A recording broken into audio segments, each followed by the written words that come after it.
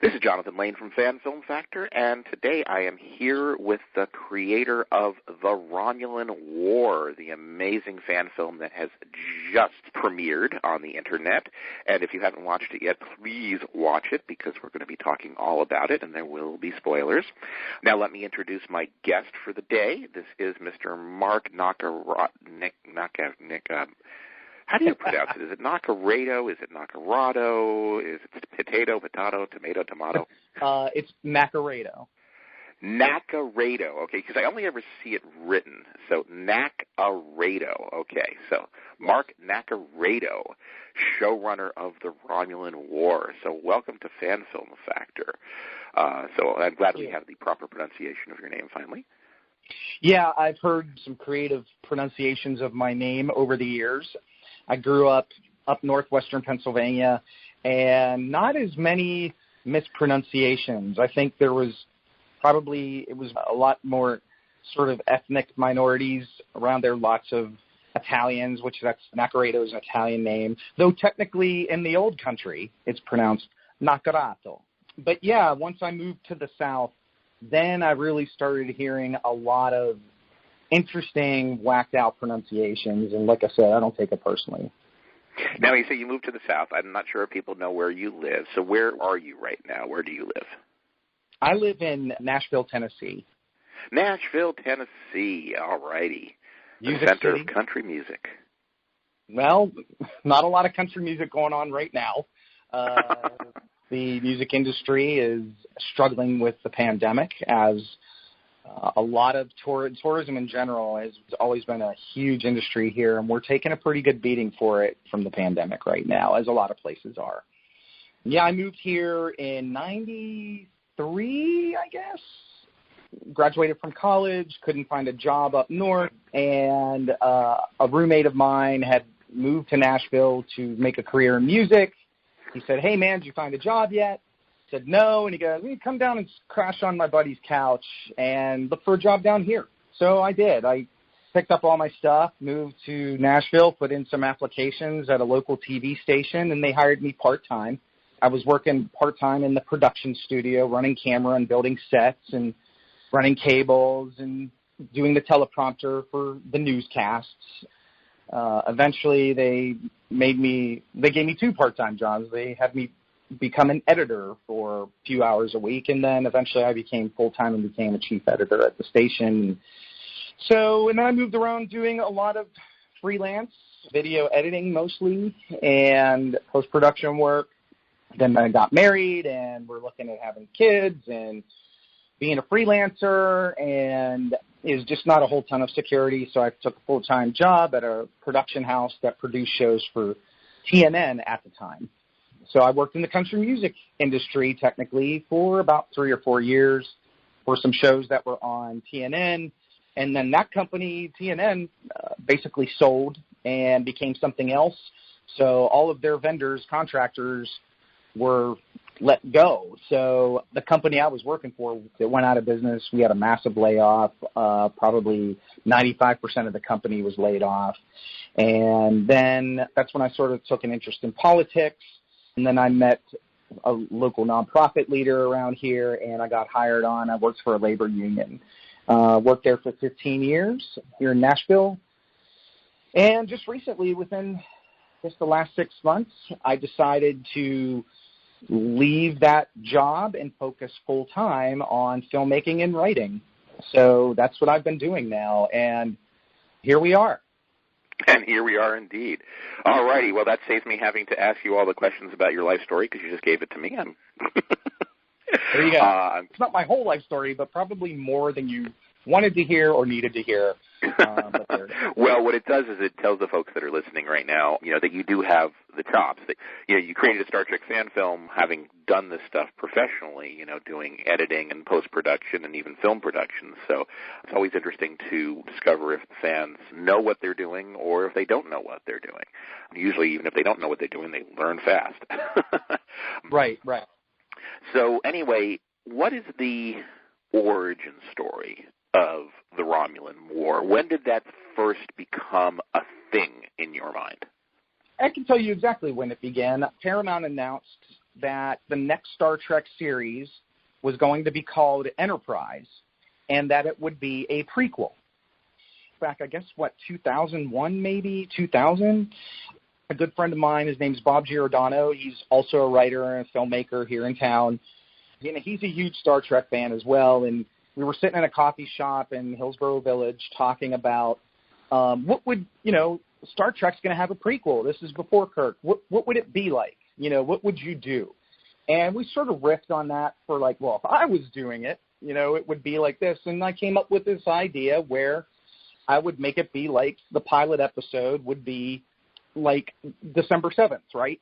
So you've got the attack on Pearl Harbor, and that would be your pilot episode. And here's all these Starfleet people who are explorers and scientists and getting their first assignments, and then they are attacked, and they have to start gearing up to get on a war footing. And I envisioned it as it being the Romulans. This would be the Romulans that did this, because we know that the war between Earth and Romulus was never depicted on screen up to this point. And I said, wouldn't it be cool if they mined this chapter of Star Trek history as your jump-off point for a new series? So you can really show them struggling to make all these scientific advances and trying to make allies who would become the Vulcans or the Andorians or whatever, and all these founding species, while they're got a gun pointed at their head by the Romulans. And, of course, that didn't happen. We saw what the pilot of Enterprise was, and they went in a completely different direction. But I would say those were the first seeds of me thinking about the Romulan War that we're looking at today.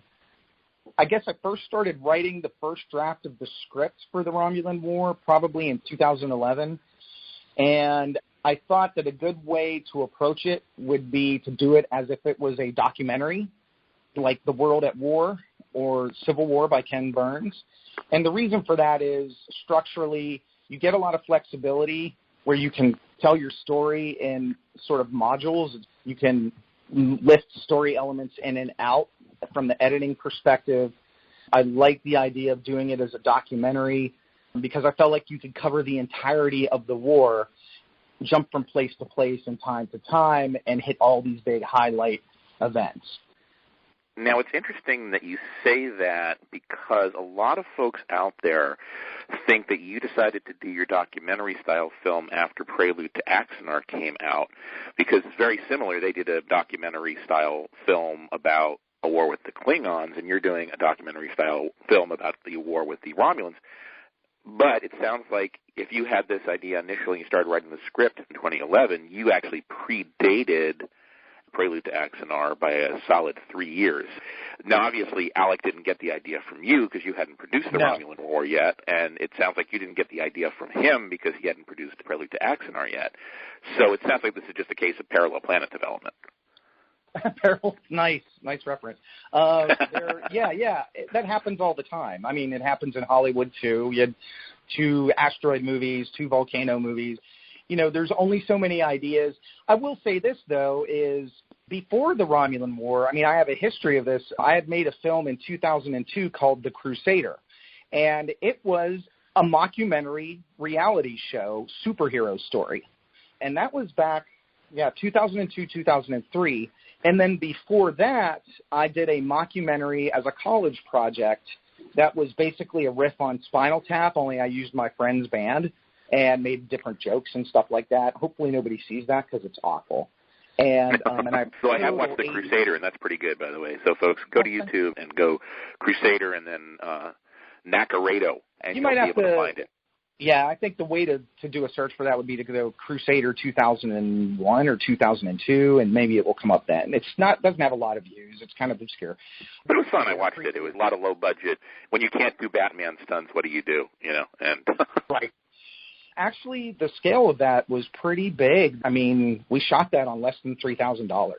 And wow, because it's a very long documentary, relatively. It was.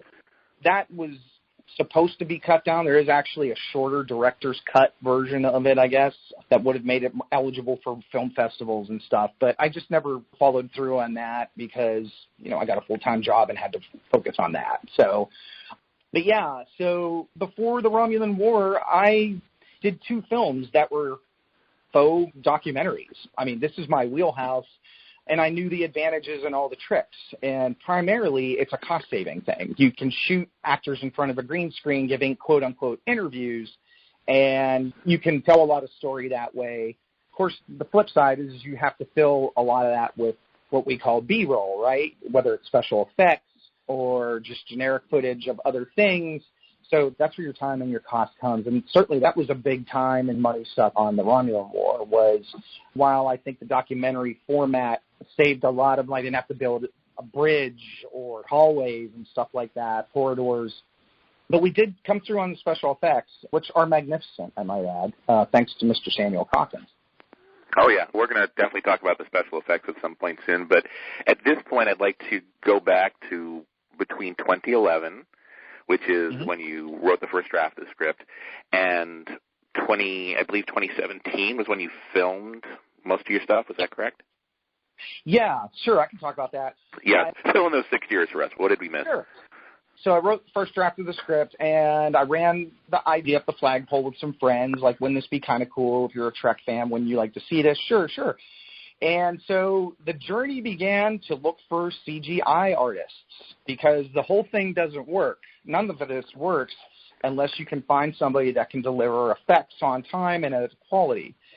So in 2012, I started casting about for CGI artists. I talked to a guy locally that lives here that I knew through work, and he didn't think he had the time to be able to dedicate to that. I talked to 3 different other people I found online. There was another local guy I found here. His name's Wes Ware, and he was able to do a few shots for me gratis just to help me. He said, well, I can't do your whole film, but I can give you a couple shots, and, you know, you can use that to promote it and try to get a real artist. And that's what I did, and he graciously donated a lot of his time helping me do that, and I created a little, for lack of a better word, a proof of concept trailer using his footage and some other footage from whatever, Enterprise and some other sci-fi shows. And then I could show artists what it was we were trying to do. And then I, quite by accident, heard of Samuel Calkins from Trek Yards. So I contacted him and said, here's what we want to do. Take a look at this concept trailer. And he was like, wow, this looks really cool. There hasn't been any fan films in the Enterprise NX era at the time. And nobody's really done that. And you'd want to do it as a documentary? Well, that's interesting. And, of course, that was 2017 by the time I had found Sam. And that's whenever we were able to say, you know, is it like Axanar? I said, yeah, sure, sort of. Why not? That was the best reference point we could point to. By the way, it should be noted that my reaction to Axanar was of complete and utter rage. And my friends will tell you that. My friend Bob will tell you that. I can't believe somebody beat me to the punch. Now if I do it, I'm going to be accused of stealing from Axanar. And of course, you know, it is what it is. Alec was able to get over the finish line way before I was, so good for him. I am a fan of Prelude, by the way. I think it's very well done film. Yeah, when you first said, you know, when you saw Prelude, you got very angry. It's like, well, there's a lot of people who are angry. It's like, but you weren't angry for those reasons. You were just angry because they kind of beat you to the punch. Yes, that was the source of my rage. Damn it, someone got there first. But that's happened to me before. I don't know if you know this, if I've told you this, but I pitched to Deep Space Nine and to Voyager back in the day. And I remember the very first pitch I gave to Deep Space Nine, it was a Ferengi episode, and Hans Beimler, who I pitched to, who's co-producer on Deep Space Nine, he looked at me and he said, wow, I wish you'd have been here 3 months earlier because we're doing a story almost exactly like that called Business as Usual, and except for this, it does this instead in the story. And I was like, damn it. So this happened to me before. And, of course, he said, you're on the right track, come back and pitch again. So I did. I went back and pitched to Voyager 3 more times and almost came up with a sale at my last pitch to Voyager, but they didn't buy it. That was a little sidetrack there, but yeah, so anyway. That's actually kind of cool, you know, that we not get a lot of fan filmmakers who've actually pitched to Star Trek, so that is pretty cool. Yeah. I have a stack. They're screenplay-sized stacks of story pitches broken down into, like, treatments or whatever, and some good stories in there. I may yet mine some of that for other purposes some other day. There was some good stuff in there.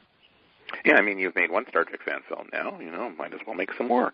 It should be easier to fundraise at this point, which actually is a good segue into the next step, which was you had to find money to do this.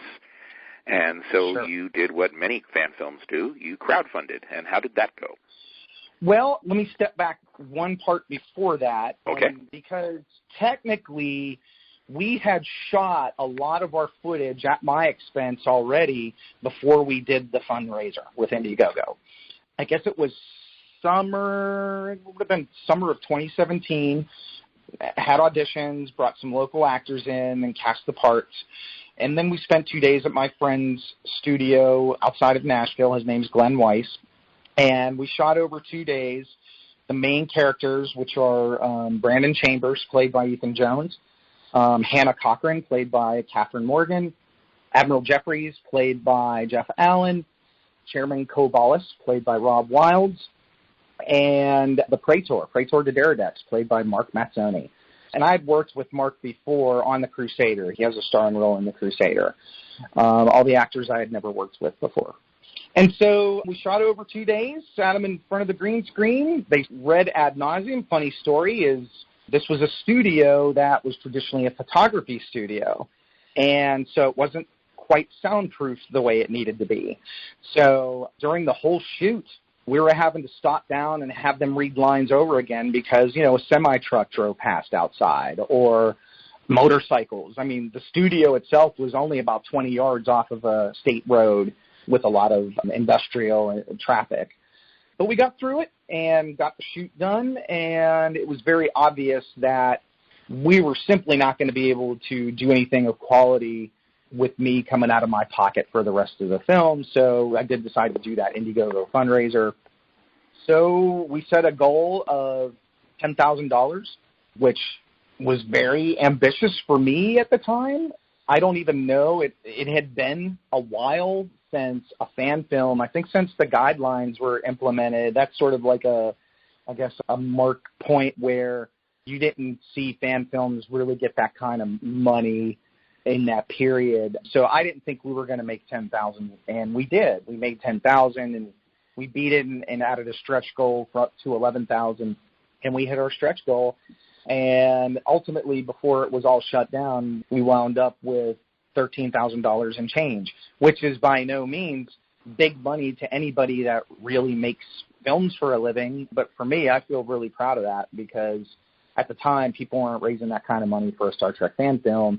It was an incredible amount of work. I'm going to warn anybody who is listening to this that fancies themselves as a fan filmmaker or wants to be advised that if you want to have a successful fundraiser and hit a respectable amount of money, you're going to be putting in some work. It's a lot of effort. Luckily, there are people out there like you, Jonathan, who are boosters for this whole endeavor and help get the word out and promote, and all of that was invaluable. And, before I forget, I'm going to say thank you. Thank you for everything you've done so far. You're very welcome. I was happy to help you with your crowdfunding and just getting the word out. I do that with a lot of folks because I feel like that's what makes Star Trek fan films happen. It's a lot of work and dedication from the people who are doing it, but sometimes you just don't have $10,000 or $20,000 to be able to do this. When I made Interlude, I think we put in maybe about $3,000 or $4,000 of our own money at this point. But we didn't have anything more than that. I mean, after that, we're not going to be able to feed the family or pay the mortgage. So if you have other fans who can help you, that's the whole idea of crowdfunding. And, of course, the thing with crowdfunding is that, it's a full-time job. If you want to crowdfund, don't just assume that if you build it, they will come. Because they won't. Right.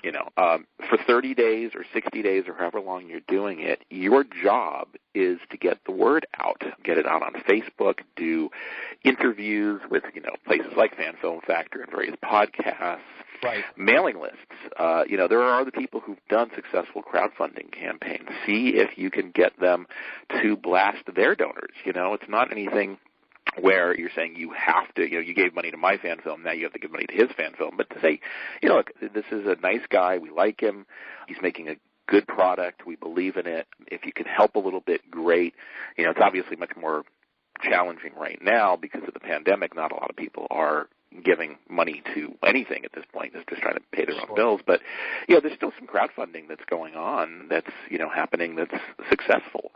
And obviously, you know, you did it way long before the pandemic, but I was cheering you on when you reached your goal and when you surpassed your goal. And I know you had a little bit of trouble initially getting to your goal, but then you discovered you could extend your deadline.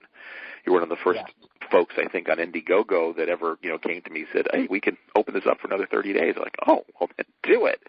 And I didn't know you could do that. Yeah, I didn't know at the time you could do that either, but apparently if you didn't make your goal, it doesn't hurt Indiegogo to give you an extra 30 days. They just make more, you know, money as a percentage, as a commission. So, you know. I'm shocked it took them that long to think of that. I mean, they benefit. They get fees from that, and that's something people should know, too. If it's going to cost you $10,000 to actually make your film, you need to raise more than $10,000 to pay the fees, and if you're going to deliver perks, you got to factor that in. So that's something people should be aware of, too. I mean, that's one of the reasons why I didn't offer any perks on Interlude, because, okay, I don't have the money to pay for all that postage. It's like, okay, the kindness of your own hearts, you're going to get a big thank you in the closing credits, and that's all I can offer you folks. And but they still gave, which was wonderful. But, yeah, the thing about crowdfunding, you know, some people live for the perks. You know, if you're not giving away perks, then, you know, nobody cares to donate. But, you know, in some cases, it's just like, hey, I'm very, very happy to help you out. You know, Vance Major right now, you know, he's got as I speak, he has a GoFundMe out. He's trying to make $1,100 to buy more uniforms again. Mm-hmm. And I think it's been like maybe 5 days. He's up to $865, and, you know, it's $1,100 goal. And it basically says one sentence. The entire GoFundMe says, we are planning several fan films in 2021, but need to purchase more uniforms and props to go forward and finish up what we have thus far. That's it. There's not even a period at the end of the sentence. But, you know, nice. That's it. And he's gotten $865 so far from 18 donors. And he's almost there. It's been, you know, 6 days, it looks like now. And, you know, he's almost there. He's in no rush because he's not even going to start filming until 2021. But it's very simple, and he's got people who believe in him, and so he's not offering perks or anything other than just, you know, hey, thank you. And, you know, fans are giving him some money. So, you know, crowdfunding is still happening. It's not dead. The guidelines didn't kill it. You know, we're not going to have $1 million fan films anymore, but we really weren't having $1 million fan films before that. You know, there's pretty much just Axanar and Renegades. And, you know, Renegades was not even $1 million at the time that Axanar got sued. It was like $865, I think. But anyway, all that being said, so you now had all of your footage shot at that point when you raised your money, or did you still need to get more footage shot? We needed to get more footage, but I would say it wasn't so much a need as a want. I wanted to go back and get a little bit more character stuff. So we did a second shoot. Oh, man, I can't remember when that was. It may have been about 2 years, less than 2 years ago, we did a second shoot where we added, you know, some good friends of mine who are huge Star Trek fans. They have a podcast. They're convention regulars. I met them at Treklanta. I actually met them before Treklanta. They reached out to me, saw that there was a fan film being made in Nashville, and they live in Nashville, Ryan and Kathy Peck. And they contacted me and said, hey, you know, this sounds great. So they're huge fans. They do cosplay, and they had Andorian costumes. So I wanted to have a second shoot and get some Andorians in the Romulan War, and we did. And it came out way better than I initially thought it was going to. The Andorian makeup is the antenna, you know. It's tough, right? I mean, I'm talking in professional, like in TOS and in TNG and in Enterprise. When you see the Andorians, they're interesting-looking characters, and you just don't know how it's going to come out in a fan film, if it's going to look right or not. And I was really pleased. They did their own makeup, nailed their lines, so it was a great shoot. Brian and Kathy have been immense help, not just by being in the film, but, you know, they were donors. They also really helped. You know, they would take my Romulan War banner out to conventions they went to and hung it up, you know, just to help them. And they were amazing, still are amazing people. And so, yeah, we did a second shoot. We shot a little more footage with Ethan Jones. A lot of that footage was used for the Ships of the Line teaser that we put out a couple of weeks ago. But primarily, you know, it was Sam in the background pushing buttons and making the pixels work. And then I have one of my other partners, Denise Karlikowski. I used to work with her at the TV station here in Nashville. She was my shooter on The Crusader back in the day, and then she shot for the Romulan War, and she was also doing a lot of post-production editing. She basically put together all of our chroma key shots, composited that. She's done some special effects editing for the trailers, and she's great. I mean, I've gotten so lucky with all the people that I've been working on the project with, and it's a small team, right? It's not like we don't have 24 people helping on this. It's really just a handful of us, and they've all been super huge. And I have a good support network here in town, too. But anyway, we got all of our footage as of about a year and a half ago, and a lot of editing, right? Yeah, and then a lot of visual effects. So this is the point where I want to give Samuel Cocking some much-deserved love and adoration for this because, you know, I mean, he is to fan films pretty much what gasoline is to driving. I think there's my metaphor for Sam this time. But, yeah, I mean, Samuel Cockings is one of the most prolific visual effects producers of fan films at this point. You know, he's done probably 47 million different fan films in one way or another. And you were one of his first, actually, because back in 2017, I don't think he had done any fan films yet, did he? You know, he's going to be mad that I don't know that. I don't know that. Well, you know what? I'm going to just very quickly bring up his IMDb page on my computer because I am curious. He certainly did his own thing. He'd already been doing his own stuff, but other people's films, I'm not sure. I really don't know. Well, no, I'm looking at his IMDb page. He's been doing Trek Yard since 2014. He did Stargate Universe Distant Hope in 2012. Right, I know about that. But that was in the Star Trek fan film. And then basically starting with Ghost Ship, Federation Files, Temporal Anomaly, Avalon Lost, Looking Glass, Dreadnought Dominion, Do It Boldly Gone, Line of Duty, Star Trek First Frontier, the upcoming Rear Many Dreadnought Dominion fan film, another Tales of the Neutral Zone called Endosymbiosis. Those are just his visual effects credits. They only date back to 2018 with Ghost Ship. Oh, wait a second. It looks like he did a Federation Files. He did His Name is Mud back in 2016 and Walking Bear, Running Wolf in 2017. Oh, and Extraction, all for the Federation Files. So, all right. So Sam was early on in his fan film career, but you were definitely amongst his first dates. So there you go. How many visual effect shots did you end up having when it was all said and done? Let me see. I guess I'm trying to think what we had. I think we did just shy of 200 shots. Wow. 189 shots. Now, not all of those were Sam. Some of those were the chroma key shots that Denise, though Sam did early versions that Denise worked off of. And then we also, that does not count the shots that Sam did for our two teasers, Preamble to War and Ships of the Line. It doesn't count those shots, and it also doesn't count the various shots that he did for our war stories, which are these sort of audio dramas that have a visual component to them. There were original shots created for the war stories that aren't in the Romulan War film proper.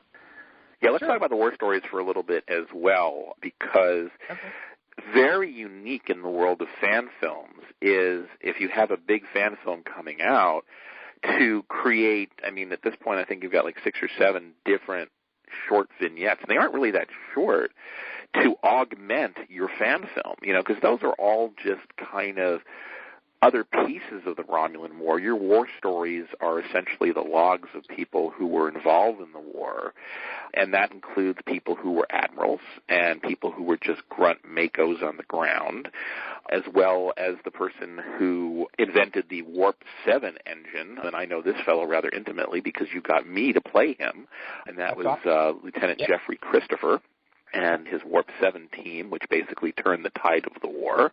And then you just had a person who was on a freighter. You know, so you had all of these different perspectives of the war, and every one of them was an excellent story. I mean, just, you know, told once again through their personal logs. And with the exception of me, I think you had real actors recording those lines. You know, I tried to do my best. But they were very captivating to watch and to listen to. So, you know, how did you come up with those ideas, by the way? Well, I don't forget, and I guess I didn't mention this, is, when the Romulan War was originally scripted, it was supposed to be a 16-part miniseries. It was not going to be 2 movies. So I wrote it as like it was going to be a web series, 16 episodes, and we filmed it that way. I have, all of our actors that were worked on the project, when we filmed in front of that green screen, we said this one will be for episode 2, scene 17, episode 5, episode 16 was the highest one. So that's how it was written, and I decided that was not going to work under the structure that the studio had been talking about, recommending in its guidelines. So we have all this other footage, right? We have all this footage talking about things that we weren't going to get into part 1 and 2. So the war stories, that sort of got me thinking about what are these other aspects we could be getting into the Romulan War? In addition to this footage we shot, could we be telling these more personalized stories? Because, not to put too fine a point on it, but in part 1, a lot of it is sort of sweeping, epic space battles with commentary by our experts, our characters, but we don't really get to see too much of the inside baseball. Like that freighter captain, we got him in there. And in part 2 is where you'll see Captain Christopher and some of the other we shot there. So I started thinking about those war stories and coming up with some ideas. And I did want to tell a story about the first flight, which is the one that you play Captain Christopher in. That is in part 2. That story's in there. But I wanted to expand it out and have sort of like supplemental content. 2 friends of mine wrote scripts for the war. 2 of the war stories weren't written by me. First one we released, it was a 2-parter, and it was written by my friend Bob, who I talked about earlier, Bob Giordano. And again, he's a huge Star Trek fan, and he came up with this idea of a military investigator who sort of like goes on assignment to find security leaks and the things that happen during war that the government doesn't like to talk about because it could be bad PR for them. Or he investigates war crimes committed by the Romulans or by other humans against other humans. And we will see more of that character later as well in part 2. And then another friend of mine, Andrew Lucas, he's also a freelance writer, I believe from Canada. And Andrew wrote an episode called They Want Us Dead.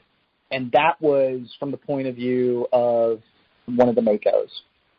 Also in part 2, something to think about is we will also be using some footage that fellow fan filmmaker Aaron Vanderclay from Australia, his team had shot some things for us. We've already seen a tiny bit. There's a tiny bit of what he shot in part 1. Specifically, there's a wide shot of the Praetor speaking to a crowd of people. That crowd of people is all a composite of Aaron's crew in front of the green screen. The same 5 people used over and over again. And then also, there's another piece that Aaron shot for us that folks have already seen from our war story called The Fighting Fort. And it's the story of the crewmen on the freighter ship explaining how they're being attacked by the Romulans. That was filmed by Aaron's group in Australia. For those who don't know who Aaron Vanderclay is, he's a fellow in Australia who did a series of 5 really excellent NX-era fan films. It started out with The Needs of the Many, which is a very short vignette, which is really, really well done. Then he did The Derelict, and then he did Good Men, I think, and then The Fall of Starbase 1, and then the final one was Line of Duty, and they were all really, really excellent. And he built his own sets that were very, very close to the ones on Enterprise. I mean, they obviously weren't quite as elaborate, but you really felt like you were there. So your NX era as well. And he had really good uniforms, too. Did you use any of his uniform stuff? Yes, I know that he had some Romulan uniforms and some Mako uniforms that were used for the footage he did for us. And Aaron, and I've told him this, Aaron makes Star Trek fan films that I would be making if I had the time and money to build that set. Those sets are great for fan films, and he gets really talented, I think. He gets really talented actors and production crew, and I kind of feel like he's sort of like one of the underrated fan filmmakers. He's really, you talk to him, he's not self-promoting. He's very reserved. He's kind of a quiet guy, very friendly. Very humble fellow, yes. Yeah, he's a great guy. But he's not out there, beating his own drum all the time. And a lot of his films kind of fly under the radar, but they're all top-notch productions. Yeah, I mean, if you want to watch any of them, just go over to the tab at the top that says List of Fan Films, and you'll see them there, and any of them are worth watching. All of them really are, so you should definitely look at them. So that's cool. So he filmed some stuff for more stuff that you're going to be using in Part 2, just a little bit in Part 1. Is that right? Yeah, we've seen a little, like the short for The Fighting Forth was shot by his folks, and there's a little bit in Part 1, but most of it will be in Part 2. Well, cool. All right. Well, anyway, back to the Romulan War. So it looks spectacular. I mean, Sam outdid himself. The shots of the Romulans themselves, that new Stormbird that looks like a Klingon ship. Now, I thought that the Romulans using Klingon design didn't happen until, third season of TOS. So why are the Romulans using a Klingon-looking ship way back 100 years earlier? No, you don't understand. The Klingons are using a Romulan ship from 100 years ago. Really? Yes. So, we know that the Klingons and the Romulans share a border and have been adversaries for a long time, and that they both have active spy networks. And it's referenced in the original series that the Romulans are using a Klingon design for their ships. But my take on that was the Klingons based their design on the Stormbird from 100 years ago from stolen technology or stolen designs that they got from the Romulans, and then they improved it. And then when the Romulans resumed, they copied what the Klingons did and make more improvements to their own design from 100 years ago. So that's our story, and we're sticking to it. The D7 was based off of Romulan designs from the Romulan War. And there's nothing in canon that says that it couldn't happen. So we're creating new canon and saying that was the case. That's very interesting. Okay, well, I'll let you have it because there's no canon that says you can't do that. I would say the biggest controversy about the project so far are me getting the business from people.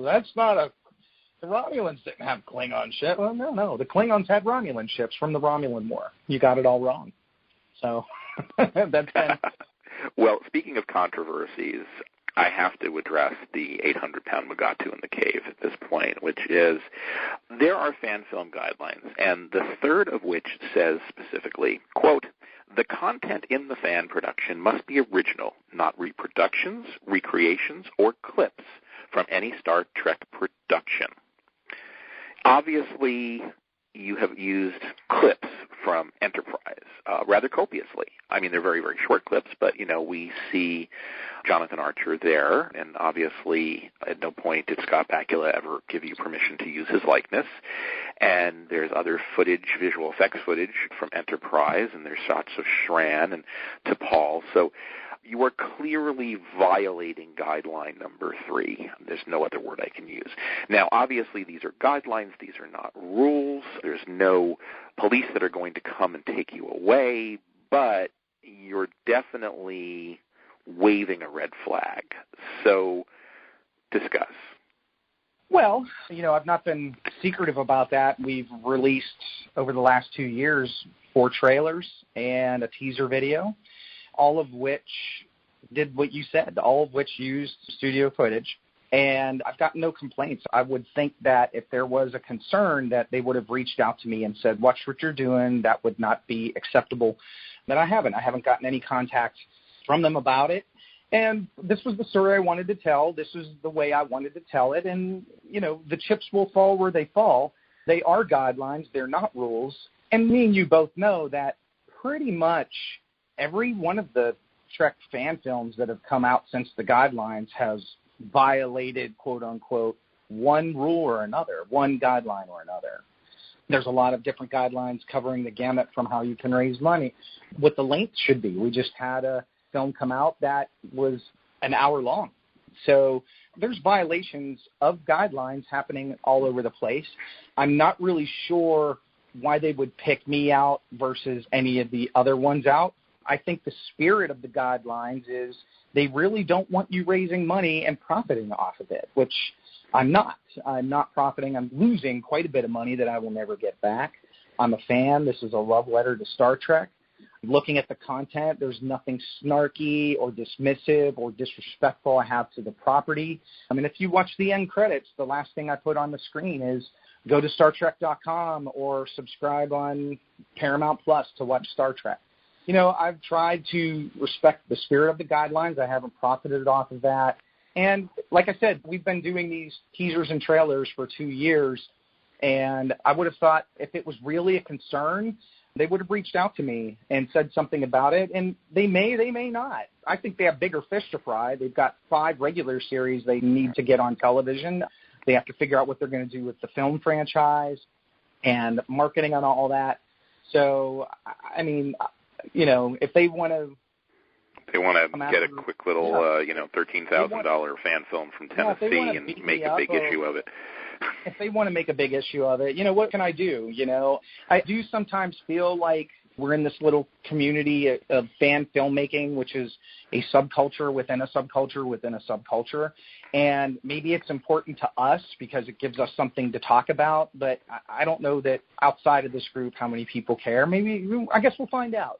I suppose worse comes to worse, if CBS taps you on the virtual shoulder, you could possibly re-edit it and take out the Archer stuff or just put a still image of him in there as opposed to a video clip. Would you be willing to do that if push came to shove?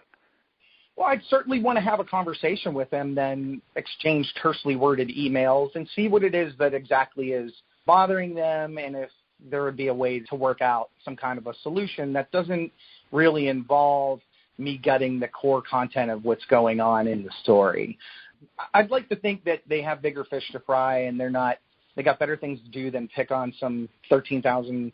That's not how much it's going to cost when it's over, but I don't know. I mean, on any given day, I've given up trying to guess what's going to make people mad.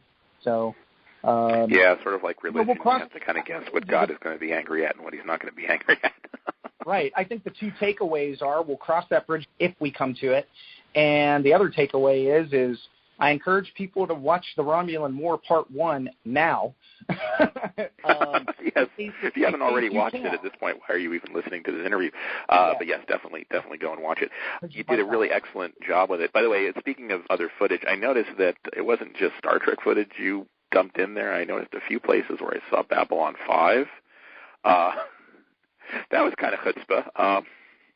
There was one shot from a tram or something that was in the space station. That was from Babylon. Yeah, one shot of a tram and one shot of people grabbing their military gear as they were rushing from their lockers, yes. I noticed it, and if I noticed it, other people noticed it. Trust me on that one. Sure. I think there were a couple of other little things that might have been taken from something that wasn't, either Star Trek or Babylon 5. I just didn't quite recognize it, like, crowd shots of people running. And obviously some of that was just because you couldn't, on a budget of either 13 or 15 or 20 or 25 or whatever small amount of money you had to work with, film a big crowd scene with a whole bunch of people fleeing in terror in the middle of a big giant city. Those are visual aspects of the film we just wouldn't have been able to do. I gave a lot of thought to it in advance. This wasn't something I just did haphazardly. And like I said, we'll cross that bridge if we come to it. Yeah. I would like to think people would take it for what it is. 95% of what's in the Romulan War, we did it. If people want to obsess over the 5%, then, I can't stop them. I'd like to think they would like the film on its merits or not like the film on its merits.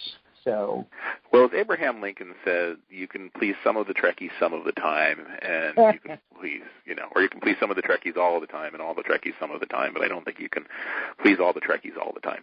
So, yeah, somebody's going to have a complaint, but, you have to go with the majority, What are most people saying about it? And honestly, I think you've created an amazing fan film here, an amazing series of fan films. I think your teaser trailers or prequels or whatever the heck you call them and your war stories, everything comes together to create a very canonable, I'm going to use that word, or canonicable, I don't know, bit of Star Trek. Until somebody tells me different, maybe all of this is something that happened during the Romulan War. None of it seems to be beyond the realm of possibility. So in terms of headcanon, I'm going to say, yeah, I liked it, I enjoyed it, maybe all the stuff did happen.